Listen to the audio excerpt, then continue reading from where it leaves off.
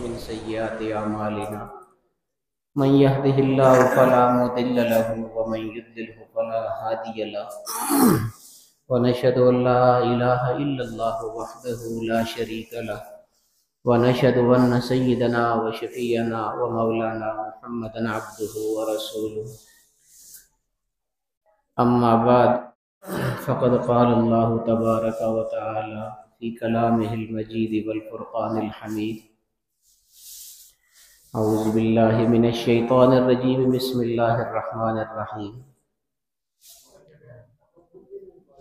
ألا إن أولياء الله لا خوف عليهم ولا هم يحزنون الذين آمنوا وكانوا يتقون لهم البشرى في الحياة الدنيا وفي الآخرة لا تبديل لكلمات الله ذلك هو الفوز العظيم وقال تعالى في شان حبيبه مخبرا وآمرا إن الله وملائكته يصلون على النبي يا أيها الذين آمنوا صلوا عليه وسلموا تسليما صل على سيدنا ومولانا محمد وعلى آل سيدنا ومولانا محمد وبارك وسلم الصلاة والسلام عليك يا رسول الله وعلى آلك وأصحابك يا حبيب الله الصلاة والسلام عليك يا شفيع المذنبين وعلى آلك وأصحابك يا رحمة للعالمين.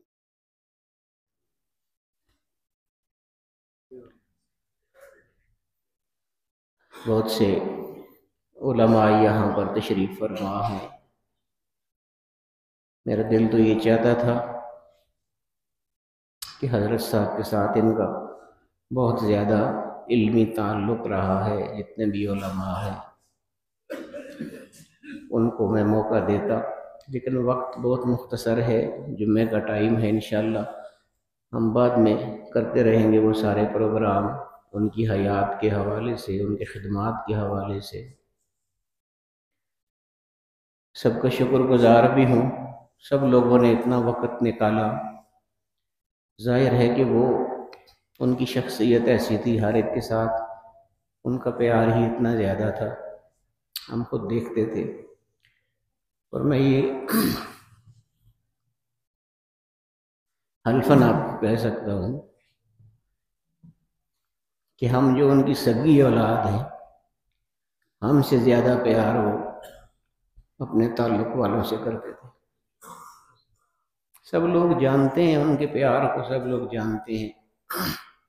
ہمیشہ بہت مشفقانہ زندگی انہوں نے گزاری ہے، بہت شفقت والی زندگی گزاری ہے. غصہ بہت کم آتا تھا، ان کو آتا تھا، ظاہر انسانی فطرت کا حصہ ہے، غصہ بھی آتا تھا ضرور، لیکن بہت کم اور بہت وقتی غصہ ہوتا تھا. بہت جلدی رفع ہو جاتا تھا، بہت جلدی ان کا دل صاف ہو جاتا تھا. ہم لوگ اپنے دلوں کو صاف نہیں کر سکتے، ہماری یہ بڑی کمزوری ہے. ہم کسی سے ناراض ہوتے ہیں، یہ دل میں کوئی رنجش ہوتی ہے تو دلوں میں رکھتے ہیں، اس کو بہت عرصے تک ہمارے دلوں میں وہ رہتی ہے. حالانکہ یہ نہیں ہونا چاہیے، دل صاف ہو جانا چاہیے. ان کا دل ایسا ہی تھا کہ پہلے تو غصہ آتا ہی نہیں تھا. اگر صحیح کسی بات پہ غصہ آ جائے تو بہت تھوڑی دیر کے لیے بس پھر اسی طرح ہو جاتے تھے، خوش طبعی والی طبیعت ہو جاتی تھی. ابھی وہ ناشتہ کر رہے تھے صبح جب ان کا وصال ہوا ہے. اب یہ دیکھیں نا کہ ان کی، میں اکثر یہ کہا کرتا ہوں، بہت سارے پیر ہوتے ہیں نا، مجھے خود کئی لوگ پوچھتے ہیں کہ آپ اپنے والد صاحب کی کوئی کرامت بتائیں. پیروں کی کرامتیں مشہور ہوتی ہیں نا. مجھے اکثر لوگ پوچھتے تھے یہ بات، تو میں ان کو یہ کہا کرتا تھا کہ ان کا اوڑھنا بچھونا اللہ کا دین تھا. دوسری جو کرامتیں ہیں ان کو چھوڑیں، وہ ایک طرف رکھیں آپ ساری. مجھے کسی بھی پیر کی ایسی کرامت بتائیں کہ انہوں نے جب سے ہوش سنبھالا تھا، ابھی بیماری کے یہ ان کے 3-4 سال ہوئے ہیں، اس وقت تک، یعنی ہوش سنبھالنے کے بعد تقریباً 70 سال تک 5 وقت کی امامت خود مسلح پر کرتے رہے۔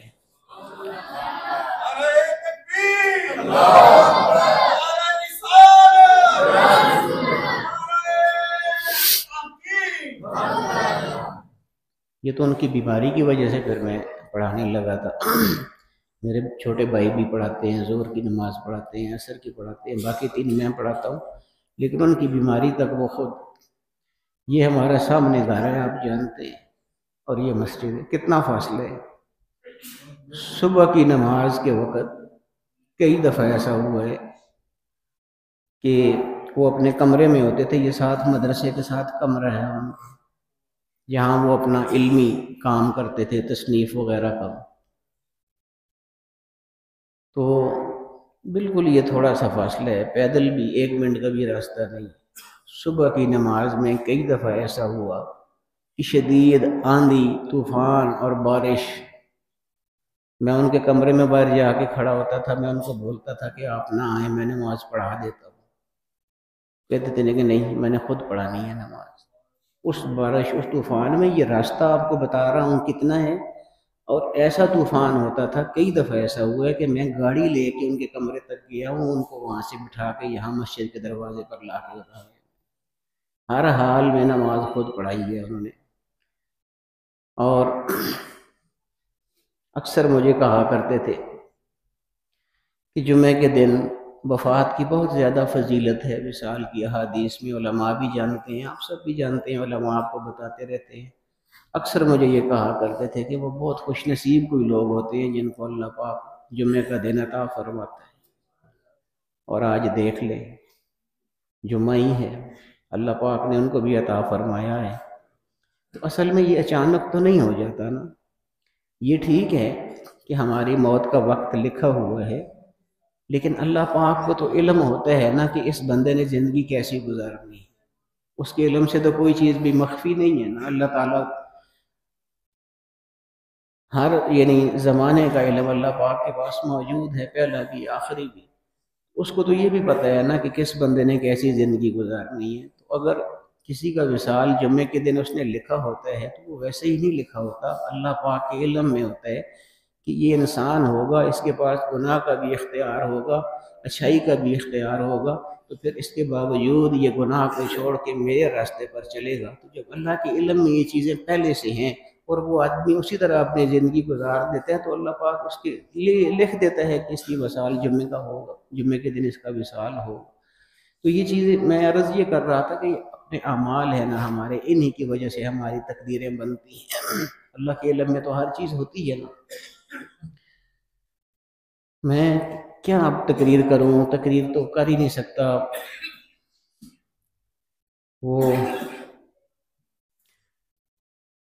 میں آپ کو وہ واقعہ بس سناتا ہوں، بہت سے لوگوں کو نہیں معلوم کہ جو سید الورا کے حوالے سے ان کو انعام ملا تھا، اس میں بڑی لوگوں کے لیے تربیت بھی ہے۔ میرے لیے انہوں نے بہت تربیت کا اہتمام فرمایا اس واقعے کے اندر، میں نے بہت کچھ سیکھا۔ تو میں یہ چاہتا ہوں کہ میں آپ کے ساتھ بھی وہ شیئر کروں تاکہ آپ کو بھی اندازہ ہو کہ یہ بڑے لوگ، ان کی سوچ کیا ہوتی ہے اور یہ تربیت کیسے فرماتے ہیں۔ میں نے آیت پڑھی ہے نا، الا ان اولیاء اللہ لا خوف علیہم ولا هم يحزنون الذین آمنوا وکانوا یتقون۔ اللہ پاک نے اولیاء کے بارے میں بیان فرمایا قرآن کریم میں، لیکن ساتھ 2 شرطیں بھی لگائی ہیں نا، الذین آمنوا وکانوا یتقون، کہ اللہ کا ولی، اللہ کا دوست ہوگا وہ جو پکا مومن ہوگا اور پکا متقی ہوگا، اللہ رب العالمین سے ڈرنے والا ہوگا۔ یہ 2 شرائط کے ساتھ اگر کوئی زندگی گزارے گا تو اللہ پاک اس کو اپنا ولی بناتا ہے۔ یہ 1998 عیسوی کی بات ہے،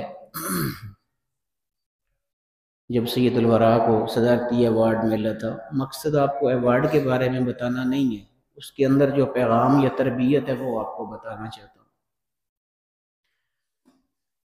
لوگ بہت کوششیں کرتے ہیں اپنی کتابوں کے لیے ایوارڈ حاصل کرنے کی، خود کتابیں جمع کرواتے ہیں، اس تحقیق میں لگے رہتے ہیں کس ادارے میں جمع کرانی ہے، کیسے جمع کرانی ہے۔ ہمارے علم میں ہی نہیں تھا کچھ کہ ہماری سید الورا جو ہے اس کو انعام کے لیے، سرکاری انعام کے لیے منتخب کر لیا گیا ہے۔ ہمیں اطلاع خود وزارت مذہبی امور کی جانب سے ملی تھی کہ آپ کی کتاب سید الورا صدارتی ایوارڈ کے لیے منتخب ہو گئی ہے، تو آپ نے فلاں تاریخ کو وہاں وزارت مذہبی امور کے اندر آنا ہے ایوارڈ وصول کرنے کے لیے۔ صدر صاحب تھے، وزیر اعظم صاحب تھے، اس وقت صدر رفیق تارڑ تھے اور وزیر اعظم نواز شریف تھے، دونوں موجود تھے وہاں پر۔ تو ہم چلے گئے بہرحال پروگرام کے مطابق۔ تو ہمیں یہ بھی پتہ نہیں تھا 3 انعام ملتے ہیں سیرت کی کتابوں کو، ایک پہلا ملتا ہے، دوسرا ملتا ہے اور تیسرا ملتا ہے، 3 انعام ملتے ہیں۔ ترتیب یہ ہوتی ہے کہ پہلے تیسرے انعام کا اعلان کیا جاتا ہے۔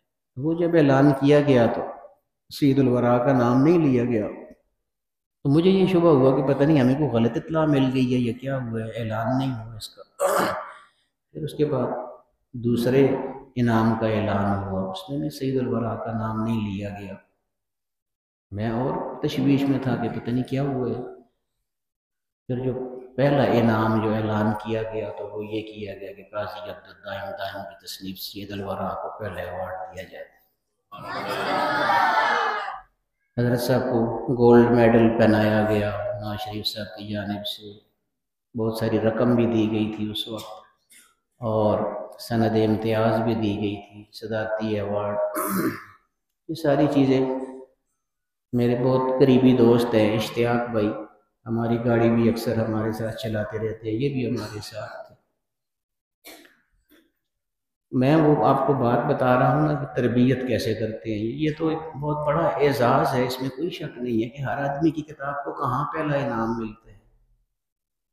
اور انعام بھی میں آپ بتاؤں کہ اللہ پاک نے کس شان کا عطا فرمایا ہے کہ ہر سال وزارت مذہبی امور کے تحت سیرت کی کتابوں کا مقابلہ ہوتا ہے، اور ہر سال پوری دنیا میں جتنی سیرت کی کتابیں لکھی جاتی ہیں ان سب کو دیکھا جاتا ہے۔ بڑے بڑے لوگ ہیں یونیورسٹیوں کے وائس چانسلر، ریکٹر، یہ لوگ، ان کی کمیٹی بنی ہوئی ہے، وہ پورا سال دیکھتے ہیں کہ پوری دنیا میں جو کتابیں لکھی گئی ہیں، پھر ان کا منگواتے ہیں، پھر ان کا مطالعہ کرتے ہیں، مختلف پہلوؤں سے جائزہ لے کے وہ منتخب کرتے ہیں کہ کون سی کتاب ان 3 انعاموں کے لیے حقدار قرار پائی جاتی ہے۔ تو بہت بڑی کمیٹی ہے۔ تو جس سال سید الورا کو انعام ملا تھا اس سال پوری دنیا میں حضور کی سیرت پر 90 کتابیں لکھی گئی تھی۔ ان 90 کتابوں میں اللہ پاک نے یہ اعزاز دیا تھا کہ پہلا انعام سید الورا کو ملا۔ آپ کو میں بتا رہا ہوں کہ ہماری کوئی کوشش نہیں تھی اس ایوارڈ کے لیے، یہ سارا اللہ رب العالمین کا کرم تھا۔ ہمیں پتہ ہی نہیں ہے کیسے وہ کتاب جمع ہوئی، کیسے ان کے پاس پہنچی۔ اور ہر سال سیرت کا مقابلہ ہوتا ہے، ہر سال 3 انعامات دیے جاتے ہیں، پہلا، دوسرا، تیسرا۔ ہر سال کتاب تبدیل ہو جاتی ہے، اگلا سال جب آتے ہیں کوئی اور کتاب آ جاتی ہے۔ اس وقت تک 1998 سے لے کر 2025 ہو چکے ہیں، 27 سال ہو چکے ہیں۔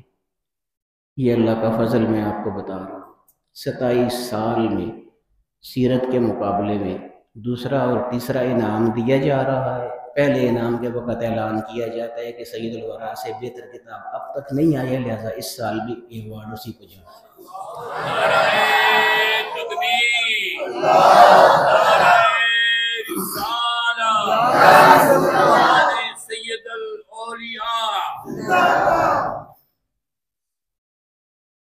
خیر ادھر سے ہم واپس آئے، راستے میں گاڑی میں خیر خوشی تو تھی نا، صدارتی ایوارڈ کو معمولی چیز نہیں، بہت بڑا ایوارڈ، اور بغیر کسی کوشش کے، یعنی بغیر کسی رسائی کے۔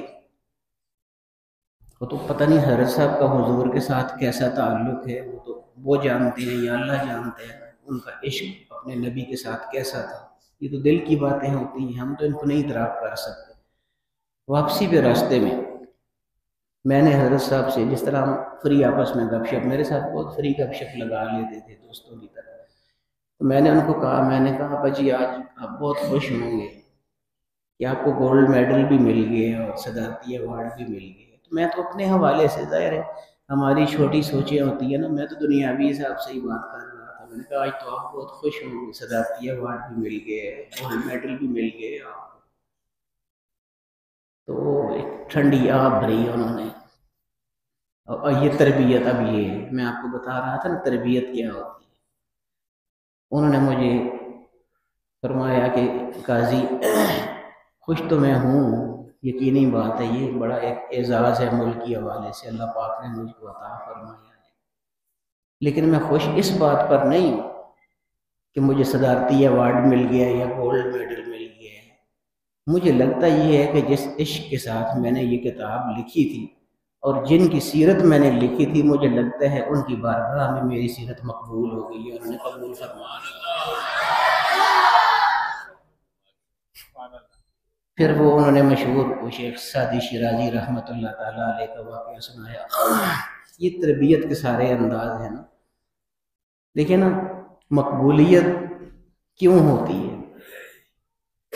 اعلیٰ حضرت کا سلام ہے مصطفیٰ جان رحمت باللہ سلام، کون سا ایسا بچہ ہوگا جس نے نہیں سنا ہوا ہو؟ کون سا ایسا بڑا ہوگا جس نے نہیں سنا ہو؟ ہر آدمی جان، یہ مقبولیت۔ شیخ سعدی رحمۃ اللہ تعالیٰ علیہ کوئی عربی شخص تو تھے ہی نہیں، وہ تو اجمی انسان ہے۔ ان کا وہ مشہور کتاب بلغ العلا بکمالہ کشف الدجی بجمالہ حسنت جمیع خصالہ صلوا علیہ وآلہ، کون سا آدمی ہے جس نے نہیں سنا ہوگا؟ کس کی زبان پر وہ نہیں چلا ہوگا؟ بچہ بچہ اس سے واقف ہے، عربی ہے بھی عربی میں۔ مزے کی بات ہے، ہم تو اردو دان ہیں، ہماری زبان تو اردو ہے، وہ عربی میں لکھا ہوا کتاب ہر آدمی کی زبان پر کیوں ہے؟ اس لیے کہ وہاں مقبول ہے، حضور کی بارگاہ میں مقبول ہے۔ اور جو باتیں انہوں نے کی تھیں اس میں، وہ کون سی کوئی بہت عجیب بات ہے؟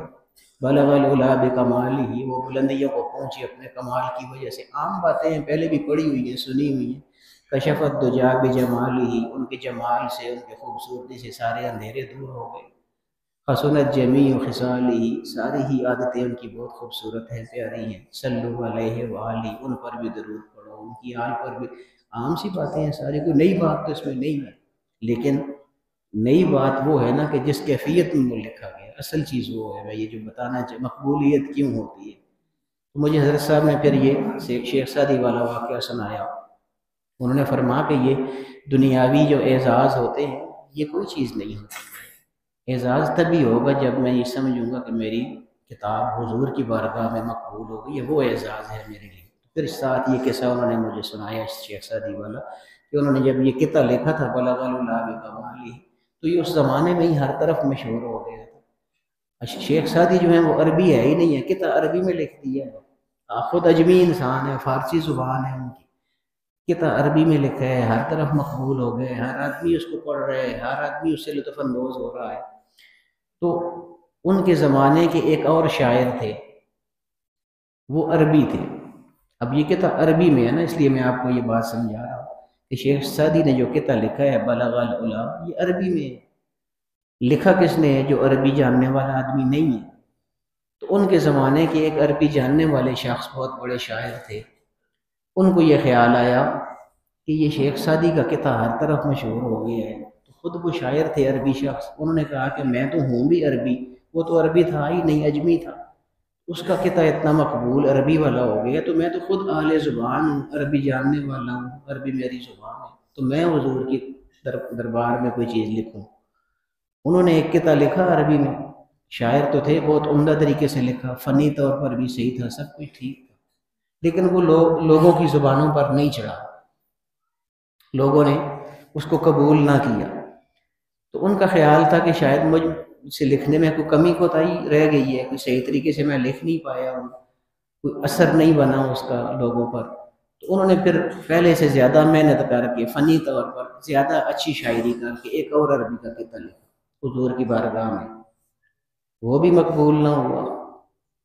پھر تیسری بار اور زیادہ زور لگا کے ایک اور قطعہ لکھا، اس کو بھی مقبولیت حاصل نہ ہوا۔ اب اللہ تعالیٰ ہے نا، وہ بھی تو رہنمائی فرماتا ہے۔ 3 قطعے لکھ چکے تھے، پوری کوشش کر چکے تھے، کوئی بھی قطعہ عوام میں مقبول نہ ہوا۔ ایک دن سو رہے ہیں 3 قطعے لکھنے کے بعد، تو دیکھتے ہیں کہ حضور علیہ السلام کا دربار مبارک لگا ہوا ہے۔ اب یہ ان کی بھی تربیت تھی نا، یہ ان بزرگوں کی بھی تربیت تھی جو عربی شعر لکھ رہے تھے بار بار۔ میں کیا کہہ رہا تھا کہ حضرت صاحب نے جو کتاب لکھی ہے نا، وہ تو یا اللہ جانتا ہے، تو یا حضور جانتے ہیں، یا یہ حضرت صاحب جانتے ہیں کہ کس عشق کے ساتھ وہ لکھی گئی۔ ہم لوگ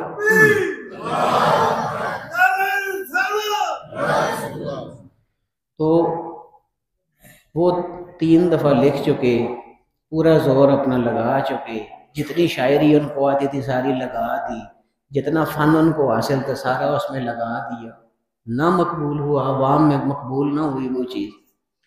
پھر جب یہ دیکھا کہ خواب میں دیکھا حضور علیہ السلام کا دربار مبارک لگا ہوا ہے، اور حضور علیہ السلام سامنے تخت پر بیٹھے ہوئے گفتگو فرما رہے ہیں، کچھ واعظ فرما رہے ہیں، کچھ خطاب فرما رہے ہیں، سامنے سارے صحابہ کرام بیٹھے ہوئے حضور کی باتیں پورے توجہ کے ساتھ، پورے انہماک کے ساتھ سن رہے ہیں۔ وہ سارے حضور گفتگو فرماتے رہے بڑی دیر تک، اور یہ بزرگ دیکھتے ہیں کہ جس تخت پر حضور علیہ السلام تشریف فرما ہے، اس تخت کے پیچھے ایک بوڑھے بابا جی کھڑے ہیں، جو مور پنکھ لے کر حضور علیہ السلام کو پیچھے سے ہوا دے رہے ہیں آہستہ آہستہ، ایک پنکھی کی طرح پنکھی چل رہے ہیں، پنکھا چل رہے ہیں۔ تو یہ بزرگ اب یہ سارا منظر دیکھ رہے ہیں۔ تو حضور نے جب اپنے گفتگو مبارک ختم فرمائی تو پھر حضور مسرور انداز میں کھلتے ہوئے مسکراتے ہوئے پیچھے مڑے ایسے اور فرمایا کہ سادی چھوڑنا پنکھے کو، سامنے آ، نظر سامنے آ کے سنا بلغ اللہ بکمالہ کشف۔ تو آج وہ لمحہ آ گیا ہے جن کی سیرت لکھی تھی، جن کی بارگاہ میں مقبول ہوئی تھی، آج ان کی بارگاہ میں خود بھی پیش ہو گئی، اور میں یقین کے ساتھ کہہ سکتا ہوں کہ اللہ پاک ان کو بھی فرمائے گا کہ آپ نے سنا ذرا سید الورا کیسے لکھی تھی میری محبوب کے شان میں۔ تو یہ میں عرض کر رہا تھا، میں ان کی کیا کیا باتیں آپ کو بتاؤں۔ کرامتوں کے بارے میں آپ کو نہیں بتا سکتا، سیدھی سی بات ہے، نہ وہ خود اس کو پسند کرتے تھے۔ جو اللہ کے ولی ہوتے ہیں ان کی کرامتیں ہوتی ہیں، اس میں کوئی شک نہیں ہے، بہت بے تحاشا کرامتیں ہیں ان کی، لیکن میں اس طرف نہیں جا رہا، میں ان کا علمی مقام آپ کو بتا رہا ہوں۔ اصل چیز علم ہے نا، العلماء ورثۃ الانبیاء، انبیاء کے جو وارث ہوتے ہیں وہ عالم ہوتے ہیں، علماء کو اللہ پاک نے اپنا وارث قرار دیا ہے۔ تو یہ تو اللہ کے ایسے ولی تھے جو اللہ پاک نے قرآن میں شرائط بتائی ہیں، مومن ہونا، متقی ہونا، وہ ساری زندگی ان کی آپ کے سامنے ہے، میں آپ کو کیا بتاؤں اس کے بارے میں، ہر آدمی ان کی زندگی سے آگاہ ہے۔ بہت خوبصورت زندگی گزاری ہے۔ ابھی دیکھیں میں عرض یہ کر رہا تھا کہ عربی میں کہتے ہیں کہ الموت جسر، موت ایک پل کی مانند ہے، یوصل الحبیب الی الحبیب، حبیب کو حبیب کے ساتھ ملا دیتی ہے، پل کراس کیا اور اللہ رب العالمین کے ساتھ ملاقات ہو گئی۔ لیکن یہ ہر آدمی کے لیے نہیں ہوتا ہے، یہ جس آدمی نے اچھی زندگی گزاری ہوتی ہے اس کے لیے ہوتا ہے، جس آدمی نے اچھی زندگی نہیں گزاری ہوتی، گناہوں میں گزاری ہوتی ہے، اس کا تو آخری وقت بڑا مشکل ہوتا ہے۔ آپ حضرت صاحب کو دیکھیں، ابھی یہ بیماری تھی ان کے، 3-4 سال بیماری میں انہوں نے گزارے ہیں، آج رات بھی وہ مہمانوں کے پاس بیٹھ کے گئے ہیں نشست گاہ، یعنی آخری دن تک انہوں نے لوگوں کے ساتھ اپنا تعلق ختم نہیں کیا تھا۔ یہ ہوتے ہیں علماء، حالانکہ صاحب فراش تھے وہ، اب بھی، پہلے بھی وہ 2 ٹائم بیٹھتے تھے مہمانوں کے پاس، دن کو بھی بیٹھتے تھے، عشاء کے بعد بھی بیٹھتے تھے، کل تک ان کی یہی روٹین رہی ہے، کل بھی وہ دن کو بھی بیٹھے ہیں مہمانوں کے پاس، رات کو بھی عشاء کے بعد بیٹھے ہیں۔ اور وہ حضرت بلال رضی اللہ تعالیٰ، میں عرض کر رہا تھا نا کہ جو نیک لوگ ہوتے ہیں، جو اچھے لوگ ہوتے ہیں، ان کی موتیں ایسی ہوتی ہیں، اگرچہ وہ بیماری انہوں نے گزاری ہے، سارا کچھ ہوا ہے، لیکن لوگوں کے ساتھ تعلق ان کا آخر تک قائم رہا ہے۔ آج رات کو بھی لوگ بیٹھ کے گئے ہیں ان کے پاس، جو لوگ رات کو آئے تھے وہ نشست کر کے گئے ہیں، ٹھیک ٹھاک گفتگو ہوتی رہی۔ تو اب جو ان کی وفات کا میں آپ کو بتاتا ہوں کیسے ان کی وفات ہوئی۔ صبح ہمارے ساتھ ناشتہ کر رہے تھے، ناشتہ کرتے کرتے آدھا ناشتہ انہوں نے کیا تھا، خود انہوں نے آنکھیں اپنی بند کی، لا الہ الا اللہ پڑھا، رسالے سے نیچے کر، یہ ناشتہ کرتے کرتے کی بات۔ میں ساتھ کمرے میں تھا، مجھے چھوٹی ہمشیرہ نے بلایا کہ جلدی آئے، ابا جی کچھ ٹھیک نہیں لگ رہے مجھے۔ میں آیا تو وہ ختم ہو جائے، میں نبض چیک کی تو نبض نہیں چل رہی۔ یعنی یہ 1 منٹ آپ کہہ سکتے ہیں یا 2 منٹ آپ کہہ سکتے ہیں، 2 منٹ میں ان کی روح پرواز کر گئی، کوئی تکلیف نہیں، خود آنکھیں بند کی، حالانکہ آنکھیں کھلی ہوتی ہیں جب انسان، یہ دیکھیں نا یہ جتنی میتیں ہوتی ہیں نا، جب روح نکلتی ہے تو جس حالت میں انسان ہوتا ہے اسی میں انسان رہ جاتا ہے۔ اگر آنکھیں کھلی ہوئی ہیں تو آپ کی آنکھیں کھلی ہوئی ہوں گی اور آپ کی روح نکل جائے گی، ایسے ہاتھ کر کے آنکھیں خود بند کی جاتی ہیں میت کی۔ حضرت صاحب نے خود اپنی آنکھیں بند کی اور ایسے سر نیچے کر دیا، اللہ کی بارگاہ میں پہنچ گئے۔ اتنا سا ٹائم، یہ کتنا ٹائم ہے، یعنی آدھا ناشتہ وہ کر چکے تھے ہم لوگوں کے ساتھ، اور ناشتہ کرتے کرتے ہی بس وہ وقت آ پہنچا جو سارے انسان کی زندگی میں آنا ہے، بس ناشتہ کرتے کرتے آنکھیں بند کی اور سر نیچے کر دیا۔ میں ہمشیرہ سے اللہ اکبر، اللہ اکبر، یعنی ایک کمرے سے ساتھ والے کمرے میں آنے کتنا ٹائم لگتا ہے، یہ دیکھیں نا، یہ سنت روم ہے، یہ ایک کمرہ ہے اور یہ دوسرا کمرہ ہے۔ میں ساتھ والے کمرے میں تھا، مجھے ہمشیرہ نے بلایا کہ آئے، میں اس کمرے میں پہنچا، یعنی اس کمرے سے ادھر تک آتے ہوئے وہ ختم ہو چکے۔ میں نے نبض وغیرہ چیک کی، دل پہ ہاتھ رکھ کے دیکھا، میں سمجھ گیا کہ بس ٹائم پورا ہو گیا، رخصت ہو گئے۔ پھر احتیاطاً اسپتال وغیرہ لے کے گئے، جو طریقہ کار ہوتا ہے، لیکن انہوں نے یہ بتایا کہ وہ ختم ہو چکے تھے، گھر میں ہی ختم ہو چکے تھے۔ تو بہرحال یہ ہے کہ وہ جیسی انہوں نے زندگی گزاری ہے وہ ساری آپ لوگوں کے سامنے ہے، خاص طور علماء لوگوں کے سامنے ہے۔ تو ہر انسان نے جانا ہے، کل نفس ذائقۃ الموت، ہر آدمی اس کو جانتا ہے۔ میں یہ بتانا چاہ رہا ہوں نا کہ جن لوگوں نے اچھی زندگیاں گزاری ہوتی ہیں وہ اس طرح چلے جاتے ہیں۔ تو اب سوچنا یہ ہے کہ ہم کیسی زندگی گزار رہے ہیں۔ ہر آدمی نے اپنا محاسبہ کرنا ہے، ہر آدمی نے دیکھنا ہے کہ میں زندگی کیسی گزار رہا ہوں، اور جیسی زندگی گزاریں گے ویسا ہی آخری وقت ہوگا، یہ بات یاد رکھیں۔ یہ مت سوچے کہ آج ہماری جوانی ہے، توانائی ہے، تو جو کچھ ہم کر رہے ہیں، بھاگ دوڑ رہے ہیں، اچھل کود رہے ہیں، ایسے ہی آخر میں ہوگا، نہیں ہوگا ایسے۔ یہ میں آپ کو بتانا چاہتا ہوں۔ مجھے اللہ پاک نے دوسری زندگی دی ہوئی ہے، میں آپ یہ سمجھے کہ میں ایک دفعہ ختم ہو چکا تھا، دوبارہ اللہ پاک نے مجھے زندگی دی ہے۔ بہت لمبا واقعہ ہے، میں آپ کو ابھی نہیں سنا سکتا، لیکن میں اتنا آپ کو بتاتا ہوں کہ میں وہ یہ سمجھے کہ اگلا جہان دیکھ کے واپس آیا ہوں۔ حضور نے کیا فرمایا کہ من کان آخر کلامہ لا الہ الا اللہ دخل الجنہ، جس شخص کا آخری کلام لا الہ الا اللہ ہوگا وہ جنت میں داخل ہوگا۔ آسان نہیں ہے، یہ میں آپ کو بتانا چاہ رہا ہوں۔ یہ نہیں ہے کہ ہم اپنی مرضی سے اس وقت کلمہ پڑھ لیں گے، نہیں پڑھ سکتے آپ۔ میں کیوں آپ کو یہ بتاتا ہوں کہ آپ اس وقت، آپ نے وہ وقت نہیں دیکھا، میں وہ وقت دیکھ چکا ہوں۔ میں مذہبی گھرانے کا آدمی ہوں، مجھے 6 کے 6 کلمے اللہ کے کرم سے یاد ہیں، لیکن اس وقت مجھ کو پہلا کلمہ بھول گیا تھا۔ میں یہ آپ کو بتانا چاہتا ہوں۔ کیوں ہر آدمی یہ سوچتا ہے کہ میرا آخری وقت ایسا ہوگا؟ نہیں ہوگا۔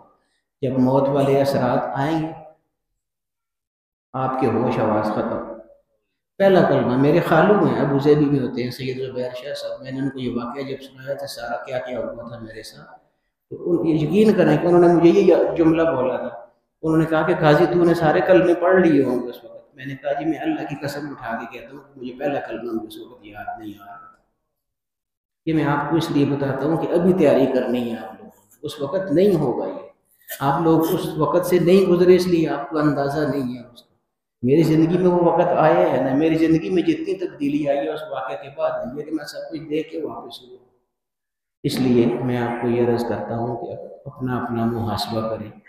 سب نے جانا ہے نا، حضرت صاحب بھی چلے گئے، کتنے خوبصورت زندگی گزار کے چلے گئے، یعنی اس طرح حضور علیہ السلام نے حجۃ الوداع کے موقع پر فرمایا تھا، الا هل بلغت، کیا سب گواہی دیتے ہو کہ میں نے تبلیغ کا حق ادا کر دیا؟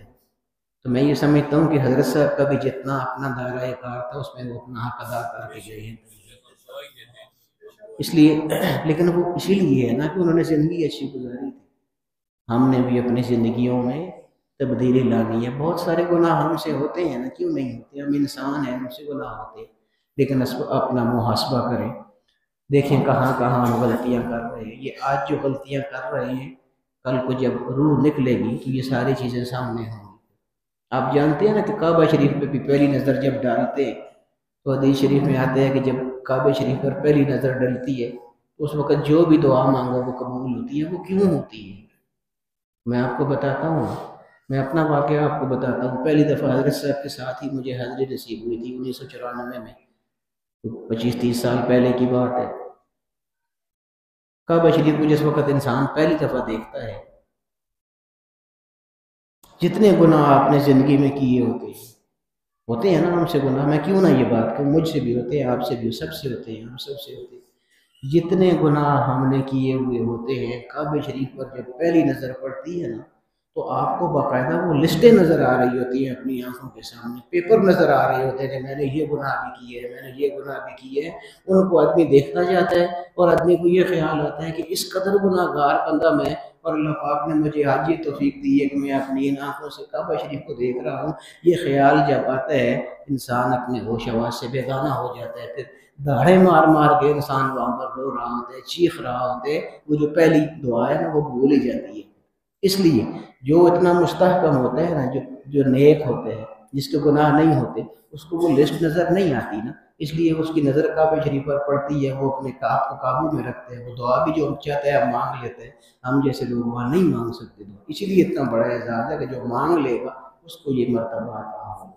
اس لیے اپنی زندگیوں میں بہت زیادہ تبدیلی لانے کی ضرورت ہے۔ آج کل تو سوشل میڈیا کا آپ جانتے ہیں دور ہے۔ میں پچھلے دنوں اوکاڑا یونیورسٹی میں تقریر کر رہا تھا، ظاہر ہے ساری ینگ جنریشن تھی وہاں پر، بچے بچیاں، تو میں ان کو یہی کہا، بلکہ ان کے والدین سے بھی میں ملا ہوں جن سے، میں نے ان کو یہ کہا کہ آج کل ہمارے سوشل میڈیا کی وجہ سے، موبائل، نیٹ، ہر چیز ہماری رسائی میں ہے نا، جو چیز دیکھنا چاہیں ہم دیکھ سکتے ہیں۔ تو اب وہ زمانہ نہیں رہا کہ آپ بچوں کو سمجھائیں، اس سے معاملات بہت آگے جا چکے ہوئے ہیں۔ بس اللہ پاک سے یہ دعا کیا کریں کہ اللہ پاک ہم کو بھی ہدایت عطا فرمائے، اور ہماری جو آنے والی نسل ہے، جو آگے بچے ہیں ہمارے، اللہ پاک ان کو ہدایت فرمائے۔ یعنی ہمارے سمجھانے سے بات آگے ہے، اب والدین کے سمجھانے سے بات آگے جا چکی ہے۔ اب صرف یہ دعا کیا کرے، اللہ چاہے تو وہ ہدایت دے سکتا ہے۔ یہی دعا کرے کہ بارک اللہ ہمیں بھی اور ہمیں اولادوں کو بھی ہدایت عطا فرمائے۔